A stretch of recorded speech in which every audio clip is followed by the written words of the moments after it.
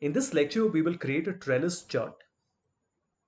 Let's first understand what is the problem. Why can't we create a normal chart with this data set? Here we have 12 months and we have 4 years, 13, 14, 15 and 16. And we have the profit value inside. In fact, I'll just keep some new numbers between minus 500 and plus 500. Now, if I create a normal chart, it appears like this. Again, there's absolutely nothing wrong with it. Like I told you earlier, by using a combination of some formulas, we can even make the negative numbers appear red and the positive ones appear green. But I want to do something different. Let's first understand what a trellis chart is. A trellis chart essentially is just a grid of small charts that have all been placed together. And this is what we want to try and create. This is available on all BI platforms. It's there on Tableau, it's there on Power BI, on SAP, Oracle. Every platform has an option to create a trellis chart. Here you notice that the y-axis is common, and then we have 4 data series presented with a common y-axis. Let's see how we do this. The first thing I want to do is to only select the months and 13, not all the 4 years at the same time. I'll create a chart. Let me make this a bar chart. Now, the first thing I want to do is to keep the label in a place where it doesn't clash with the data. So we can double click, go to labels, select the label position as low so that it comes on the left side. We also want to reverse this order so that January comes at the top and December comes at the bottom. So we can click on categories in reverse order like this. Excellent. Now, once we made the first one, the rest should be fairly simple. I can just put it here, increase the height a little bit, and now just watch very carefully. What we want to do is to select the months and 2014 and then create the same chart once again. So we want to create a bar chart.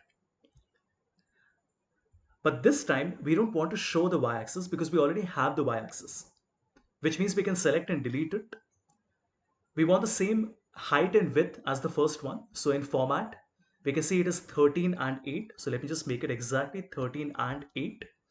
And this one can also be a height of 13 and a width of 8. And now this can be placed right next to this one.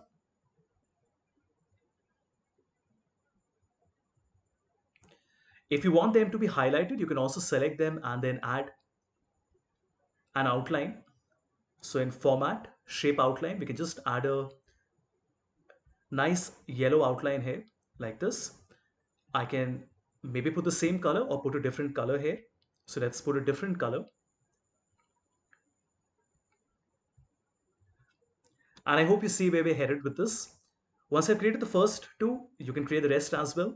Just select all the months, select 2015, create a chart, change chart type, select a bar, OK. In format, you want to select a height of 13 and a width of 8.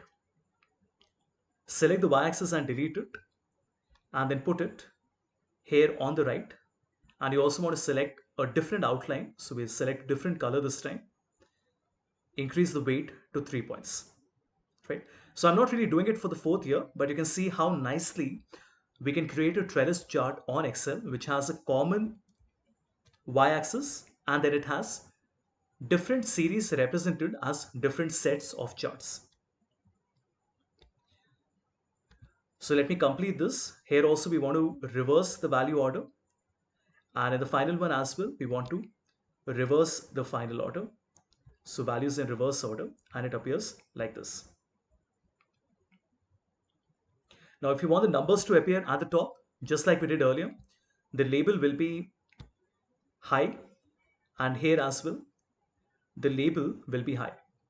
So double click, label, and the label is set to high. Now do remember, you have to be careful that when you're using a trellis chart, the x-axis range is the same. Like here it is -1 to +1, here it is 400 to -600.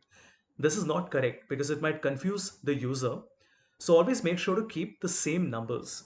Now we know that our data is between -600 to +600. So I can double click and keep the minimum as -600 and the positive as, or the maximum as +600. The same thing here as well. So we have -6 and we have +600. This is also -6. And then in the final one, again, we want a -600 and a +600. Of course, if you want to have different colors for the positive and the negative values, then you would need to write the formula like I told you in the previous lecture. And if you do that, I'm sure you will agree that the chart is going to look really, really nice, especially when you copy and paste this in a PowerPoint presentation.